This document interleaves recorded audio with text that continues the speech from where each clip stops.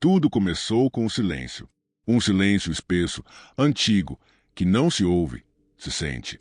O tipo de silêncio que gruda na pele, que suga os pensamentos e os devolve deformados, como se cada ideia que me atravessava passasse por um filtro invisível de loucura. Cheguei à floresta Oiabaciu numa manhã pálida de outubro, em busca de esquecimento, mas a floresta parecia se lembrar de mim. Não que eu tivesse vindo antes, não fisicamente, mas havia uma familiaridade repulsiva na curvatura das árvores, nos sons que vinham do chão ao invés do céu, nas formas que se dissolviam quando fixadas por mais de 3 segundos. Meu nome é Gabriel Hall. Tinha 43 anos, um divórcio em ruínas, uma filha que parou de me responder há meses e um histórico clínico que, se fosse aberto em voz alta, invalidaria qualquer licença para praticar psicologia. Mas eu não vim aqui para salvar ninguém. Vim para fugir de mim mesmo. O caso que destruiu minha carreira, e talvez minha mente, ainda ecoava nos meus sonhos. Uma criança de 8 anos, encontrada em um porão, falando o idioma que ninguém conseguia identificar, com os olhos sempre abertos, mesmo durante o sono. O que ela me disse? Bom, deixemos isso para depois. Só saiba que depois dela, parei de confiar no som da minha própria voz. O chalé que aluguei estava próximo de uma das clareiras centrais, onde a vegetação se recusava a crescer. Não havia árvores ali, apenas um círculo quase perfeito de terra ressecada e suja, como se algo tivesse sugado toda a vida e deixado um rastro invisível de veneno. Os moradores da região evitavam falar sobre o lugar. Diziam que coisas somem ali, que a floresta apaga rastros de passos, de vozes, de pessoas. Mas para mim, o isolamento era bem-vindo. O que eu não esperava era a sensação de estar sendo lembrado, reconhecido. Na segunda noite, acordei com o som de madeira rangendo, não do teto ou das paredes, mas debaixo do chão, como se algo estivesse se movendo sob as tábuas do chalé. Saí para verificar, levando apenas minha lanterna e uma jaqueta fina. A noite era espessa, úmida. O ar tinha gosto de metal e o frio parecia vir de dentro do próprio solo. Olhei em volta e, por um momento, juro que vi alguém de costas, nu, parado na borda da clareira. Quando a luz da lanterna o tocou, ele desapareceu, sem correr, sem se mover. Simplesmente deixou de estar ali. Voltei para dentro. Tranquei as portas. Bebi meio litro de vodka, que era tudo que tinha, e tentei dormir. Mas o sono não veio. Só o sussurro. Um som abafado que vinha de dentro do armário do quarto. Não era um som humano. Não era linguagem. Era vegetal. Como folhas se roçando umas nas outras, mas com intenção, com direção. O som me chamava. E o pior, o som sabia meu nome. No terceiro dia, encontrei uma fita de gravação sobre a cama. Eu não havia trazido gravador, nem fitas, mas lá estava ela, uma fita cassete preta, com meu nome escrito com algo que parecia carvão ou terra. Contra todo o instinto, escutei. A voz que saiu do aparelho era a minha, não uma imitação. Era exatamente minha voz, com meus maneirismos, minhas pausas, minha respiração. E dizia coisas que eu nunca disse, mas reconheci. Frases de sessões com pacientes que não estavam mais vivos. Confissões que nunca verbalizei a ninguém. Recordações distorcidas, misturadas com sons de vegetação rastejante, estalos de galhos e partindo risadas longínquas de crianças. Tive um ataque de pânico. Caí de joelhos, tremendo, os olhos marejados não de medo, mas de compreensão. A floresta não estava apenas me observando. Ela estava ouvindo e reproduzindo. Como uma máquina orgânica de espelhos e ecos, que registra cada suspiro de desespero e o transforma em combustível para algo que rasteja sobre o solo, esperando. Na manhã seguinte, decidi partir. Tentei ligar o carro. A bateria estava morta.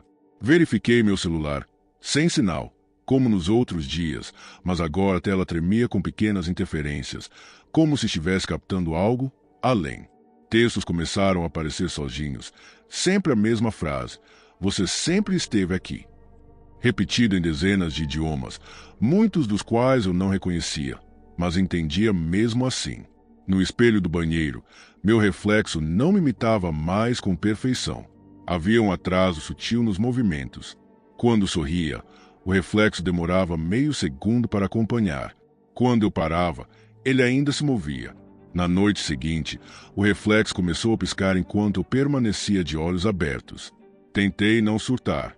Voltei à clareira, contra tudo que meu instinto implorava. Queria entender.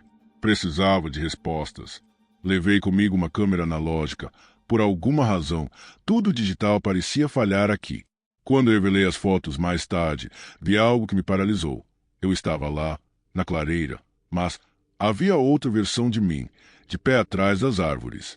A mesma roupa, a mesma postura, mas sem rosto, apenas uma cavidade escura, como se meu crânio tivesse se recusado a formar identidade. Desde então, comecei a ouvir a floresta dentro de mim, não apenas nas árvores, mas nas veias, no som do sangue pulsando, como se algo tivesse brotado, silenciosamente, e começasse a empurrar minhas memórias reais para fora, substituindo-as por lembranças que não são minhas. Sonhei que nasci entre raízes, que fui amamentado por uma sombra feita de folhas, que minha língua foi moldada pela lama, que eu nunca fui humano. Talvez não seja. Depois daquela noite no chalé, onde o reflexo no espelho parecia ganhar vida própria, percebi que não podia mais confiar em nada, nem mesmo nos meus próprios sentidos. A floresta, que antes parecia apenas um cenário opressor, começava a se infiltrar em minha mente, dissolvendo as fronteiras entre o real e o imaginário. O tempo se tornou uma entidade maleável, esticando e encolhendo em ritmos imprevisíveis. Eu não sabia se tinha passado horas, dias ou semanas desde minha chegada. Cada manhã trazia uma sensação de déjà vu e uma memória nova que não me pertencia. O isolamento me engoliu como um buraco negro. Sem sinal de telefone, sem visitas, sem qualquer outro ser humano à vista, minhas tentativas de racionalizar o que acontecia me consumiam. Eu era prisioneiro de um lugar que parecia vivo, com vontade própria, e essa vontade não era minha. O mal-estar não vinha só da solidão, mas de uma presença que não se mostrava claramente, algo que eu sentia em todas as sombras, que se escondia atrás de cada tronco, que sussurrava quando o vento não soprava. Na terceira noite, as vozes começaram. Não era um sussurro distante, mas um coro crescente, feito de múltiplas camadas de sons quase humanos. Ecoavam do interior da floresta e, paradoxalmente, de dentro da minha cabeça, tornando impossível distinguir se estavam lá fora ou em mim. Não eram palavras claras, mas fragmentos, ruídos entrecortados, lamentações ancestrais, gritos abafados, canções de ninar distorcidas que pareciam vir de gerações esquecidas. Certa vez, perdi a noção de onde terminava a realidade e onde começava o delírio quando me vi olhando meus próprios passos na terra, mas eles não seguiam meu movimento. Por instantes, o chão parecia respirar, pulsar como se tivesse vida própria, e vi minhas pegadas se arrastando para trás, para longe de onde eu caminhava. Era como se a floresta não apenas observasse, mas reescrevesse minha história em tempo real. Os efeitos da floresta começaram a se manifestar fisicamente. Minha pele parecia mais sensível. Cada contato com folhas, galhos ou terra causava arrepios que não cessavam. Meus olhos doíam como se estivessem secando por dentro, apesar da umidade constante. No espelho, o reflexo piorava. Agora não só demorava a imitar, mas sorria de forma distorcida, exibindo dentes quebrados e olhos que sangravam um líquido escuro e viscoso. Em um momento de lucidez perturbadora, decidi fazer um diário. Escrever se tornou meu último vestígio de sanidade, a tentativa de agarrar a realidade antes que ela desaparecesse de vez. Mas as palavras no papel não correspondiam às minhas intenções. Elas se organizavam em frases que eu jamais escrevi, descrevendo rituais e sacrifícios, coisas que a floresta exigia. Um texto antigo, com caligrafia antiga, que não era minha. No quinto dia, acordei para encontrar um circo de pedras ao redor do chalé, pedras que eu nunca havia visto antes. No centro, um amontoado de ossos de animais, alguns humanos, provavelmente roubados do pequeno cemitério local que os moradores evitavam mencionar. Não havia rastro de como aquelas pedras foram parar ali, nem marcas de pegadas. Era como se tivessem surgido do nada, crescendo em uma noite. A paranoia dominava cada pensamento. Eu sentia que algo me espreitava por detrás das árvores, esperando que eu cometesse um erro para se revelar. Em uma noite, ouvi passos lentos e pesados ao redor do chalé, mas quando espreitei pela janela, só vi a escuridão densa da floresta, densa como tinta. A sombra se materializava ali, como uma presença tangível, e sentia seus olhos invisíveis queimando minha pele. Então, a porta da frente começou a render lentamente, como se uma força invisível tentasse arrombá-la. Entrei em colapso mental. Minha respiração se acelerava e meu corpo tremia como folha ao vento. Fugi para a clareira, o único lugar onde sentia que poderia enfrentar aquilo, embora não tivesse certeza do que aquilo era. Lá, sob o céu carregado, me ajoelhei, suando frio, e gritei para que a floresta me deixasse em paz. Foi quando ouvi uma voz, clara, profunda e estranhamente calma, sussurrando meu nome, não de dentro da floresta, mas dentro da minha cabeça. A voz não era minha, mas sabia tudo sobre mim. Contava histórias da minha infância, de segredos enterrados que eu sequer lembrava. Revelava minhas culpas, minhas fraquezas, expondo as rachaduras da minha alma para a floresta devorar. Você sempre esteve aqui, dizia a voz, e sempre estará. Meu corpo ficou paralisado. Vi as árvores ao redor se curvarem como se fossem tentáculos, tocando o chão, se agarrando a mim. Um medo primitivo tomou conta, não o medo do perigo imediato, mas do esquecimento. Esquecer quem eu era. Ser consumido pela floresta, transformado em nada além de um eco preso entre as raízes. E então, a mais aterradora sensação de todas, a certeza de que não havia saída. A floresta não apenas me mantinha preso fisicamente, mas começava a dissolver minha identidade. Eu não era mais Gabriel Hall, era uma extensão daquilo que rastejava, do que sussurrava, do que desaparecia. Um fragmento perdido da floresta que nunca poderia partir. A partir do momento em que a voz começou a me sussurrar meu nome com um tom de familiaridade cruel, percebi que o abismo que me encarava não era externo, era parte de mim. A floresta, essa entidade orgânica e ancestral, não apenas me observava, ela me devorava de dentro para fora. A barreira entre minha mente e aquele pesadelo vivo se dissolvia como neve sob um sol inclemente, e eu caía cada vez mais fundo em um precipício de insanidade que parecia não ter fundo.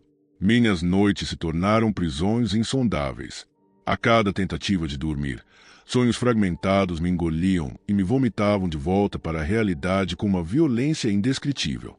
Nesses sonhos, a floresta era um monstro faminto, suas raízes como serpentes que se enrolavam ao redor do meu pescoço, apertando até a minha consciência quase se desfazer. Via-me andando por trilhas que nunca existiram, cercado por árvores cujos galhos sangravam uma seiva negra, tão densa e viscosa que grudava em meus dedos e escorria lentamente, formando palavras indecifráveis no chão. Era um horror que ultrapassava a compreensão humana, uma presença tão antiga que sua existência parecia rasgar o tecido do tempo. A floresta parecia arrancar pedaços do passado e do futuro, misturando-os em um caleidoscópio de memórias falsas e revelações macabras. Comecei a perder a noção de quem eu era, não só porque a voz me dizia que eu sempre estivera ali, mas porque minhas lembranças começavam a se desfazer, apagadas por um véu impenetrável. Em um desses sonhos, ou talvez não, eu encontrei uma clareira diferente, um círculo perfeito de árvores negras como carvão, onde as estrelas do céu desapareciam, engolidas por uma escuridão mais profunda que o próprio universo.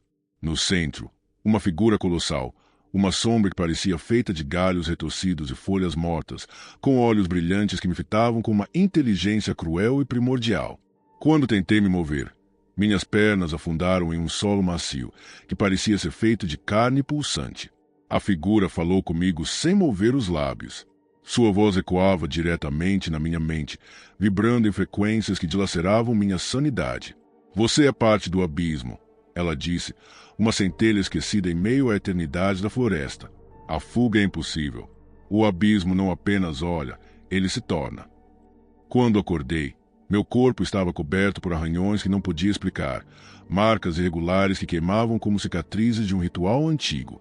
O chalé parecia se distorcer ao meu redor. As paredes se moviam como se respirassem, e a luz que entrava pelas janelas se transformava em sombras que se contorciam, formando rostos e mãos tentando agarrar-me. Tentei fugir, mas a floresta não era um espaço físico comum, era uma prisão feita de percepção e medo. Cada passo em direção à saída era um labirinto mental, uma distorção da lógica onde as árvores se multiplicavam e os caminhos desapareciam. O céu se fechava, e o tempo era um conceito abstrato que me atormentava com sua ausência. Eu me tornava um fantasma preso entre mundos, uma entidade destroçada pela dúvida e pelo terror.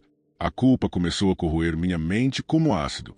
Meus pensamentos giravam em torno de erros do passado, de traumas esquecidos que a voz cruel da floresta arrancava com voracidade. Vi flashbacks distorcidos de minha infância, rostos familiares que se transformavam em máscaras grotescas, risadas que ecoavam em um tom insuportável.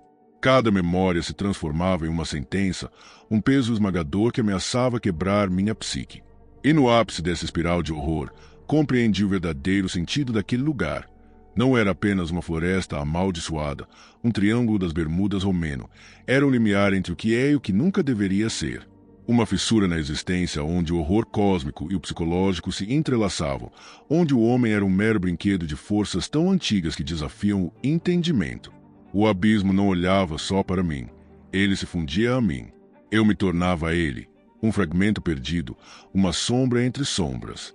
O espelho no chalé mostrou minha imagem pela última vez. Um rosto derretendo, olhos afundados, uma boca que se abria em um grito silencioso, uma expressão de desespero que não podia ser contida nem pelo tempo. Eu não era mais um homem, mas um vestígio de insanidade, um pedaço da floresta que absorveu minha alma e agora sussurrava para os ventos noturnos. O que restava era apenas a espera, uma espera interminável que era também uma condenação. Ser consumido pelo abismo que olha de volta, sem jamais poder piscar. Quando a névoa finalmente levantou, não foi para me libertar, foi para mostrar que a verdadeira prisão nunca se encontra fora, mas dentro de nós. O chalé, agora reduzido a um casulo sombrio, parecia mais um túmulo do que um refúgio. As marcas na madeira, as cicatrizes invisíveis nos móveis, tudo carregava uma memória viva daquilo que vivi, ou talvez o que a floresta me forçou a ser. A sensação constante de que algo me aguardava no silêncio tornou-se minha única companhia, uma sombra que se alongava para dentro do meu próprio coração. Voltar para o mundo real foi uma ilusão, uma mentira cruel costurada pela minha mente cansada. As pessoas me olhavam como se eu fosse um estranho, uma versão corroída de mim mesmo, e suas vozes se distorciam em murmúrios desconexos, como se a linguagem perdesse significado. Eu não conseguia compartilhar o que havia acontecido. As palavras escapavam como areia entre os dedos. O vazio dentro de mim crescia a cada dia, um buraco negro que sugava qualquer traço de esperança ou sanidade. As cicatrizes físicas começaram a aparecer.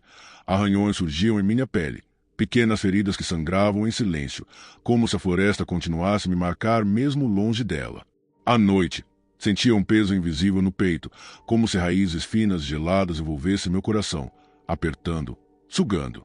E havia os sonhos, que nunca cessaram, flashes rápidos de sombras dançantes, sussurros antigos em uma língua esquecida, e aquele olhar, sempre aquele olhar, brilhando na escuridão da minha mente. A paranoia me acompanhava em cada passo.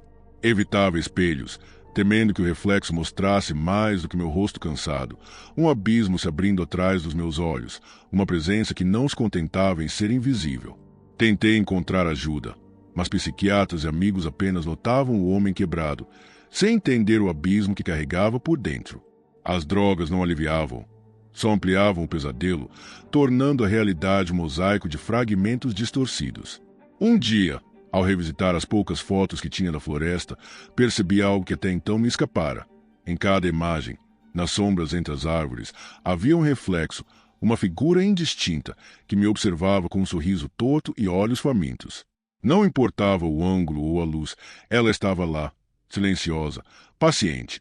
E naquele instante compreendi que o abismo nunca havia me soltado. Ele me seguia, rastejando nas bordas da minha vida, esperando o momento certo para me engolir de vez. A inevitabilidade do destino começou a corroer minha resistência. A cada dia, a linha que separava o que eu era do que a floresta queria que eu fosse se tornava mais tênue.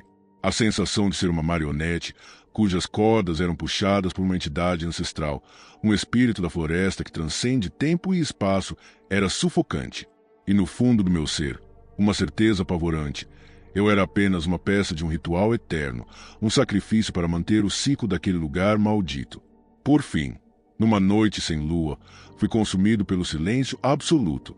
Sem aviso, o ar ao meu redor se tornou pesado, cada respiração uma luta desesperada. A casa parecia vibrar com uma energia antiga e faminta. A mesma voz que sussurrara meu nome no início dessa jornada voltou, mas agora não era mais um convite, era uma sentença. E enquanto as sombras dançavam nas paredes, a última fagulha de sanidade se esvaiu, deixando apenas o eco de um grito mudo que ninguém jamais ouviria. E ainda assim, mesmo no limiar da perdição, um fio tênue de consciência resistia, um lampejo que sabia que o horror nunca acaba, que a verdadeira maldição não é o medo do desconhecido, mas o peso das cicatrizes invisíveis que carregamos, as marcas deixadas pelaquilo que nos vê, nos devora e nunca nos deixa ir. Porque no final, não existe fuga. O espírito da floresta está dentro de mim, e agora, também dentro de você que ouve essa história. A pergunta que fica, sussurrada no silêncio entre os batimentos do seu coração, é simples. Até onde vai o seu abismo? O silêncio pós-história é um convite, não para o descanso, mas para o tormento que persiste muito depois do último suspiro da narrativa. Você pode tentar desligar a tela, apagar a luz, virar a cabeça para longe, mas a verdade é que algo agora habita um espaço mais sombrio dentro de você. Aquela sensação sutil, quase imperceptível, de que algo mudou, que algo se enraizou e começou a crescer, alimentando-se das sombras da sua mente. Não é apenas a história que você ouviu, é a sensação de ser observado, mesmo no espaço mais familiar e seguro da sua casa. O frio que desce pela espinha quando o silêncio se torna absoluto, as sombras que parecem se mover fora do campo de visão, e aquele ruído quase inaudível, como um sussurro vindo de um lugar onde a lógica não alcança. A inquietação de um pesadelo que não termina com o despertar. O espírito da floresta do Triângulo das Bermudas da Romênia não é apenas uma lenda distante. É uma presença que transcende a geografia e o tempo, um símbolo das nossas próprias profundezas ocultas, dos medos ancestrais que carregamos em nossos ossos e que se manifestam quando menos esperamos. Talvez você sinta o eco desse abismo no toque frio de uma brisa que não deveria estar ali, ou na sensação súbita de estar sendo seguido, mesmo estando sozinho. Se você se permitiu mergulhar na escuridão desta narrativa, parabéns! Não pela coragem, mas pela curiosidade que é ao mesmo tempo uma bênção e uma maldição. A curiosidade que te leva a olhar para o abismo e que, por um breve momento, faz o abismo olhar de volta. E sabe o que é pior? Não há garantias de que o olhar tenha se desviado. Agora, convido você a refletir sobre os medos que essa história despertou. Compartilhe nos comentários. Se sentir coragem, quais foram os seus pensamentos mais sombrios durante essa jornada? Que teorias você construiu para explicar o espírito, a floresta, o abismo? Como essa experiência alterou seu modo de perceber a realidade cotidiana? Lembre-se, o horror psicológico mais eficaz é aquele que nos faz duvidar da nossa própria sanidade, que derruba as paredes do conhecido para expor as fissuras onde o desconhecido espreita. E enquanto as luzes do seu ambiente se apagam e o ruído do mundo exterior diminui, pode ser que o verdadeiro terror esteja apenas começando a sussurrar. Obrigado por me acompanhar nesta descida ao abismo. Que esta história sirva como um lembrete. Às vezes, os maiores monstros não vivem fora de nós, mas dentro, à espreita, esperando para despertar.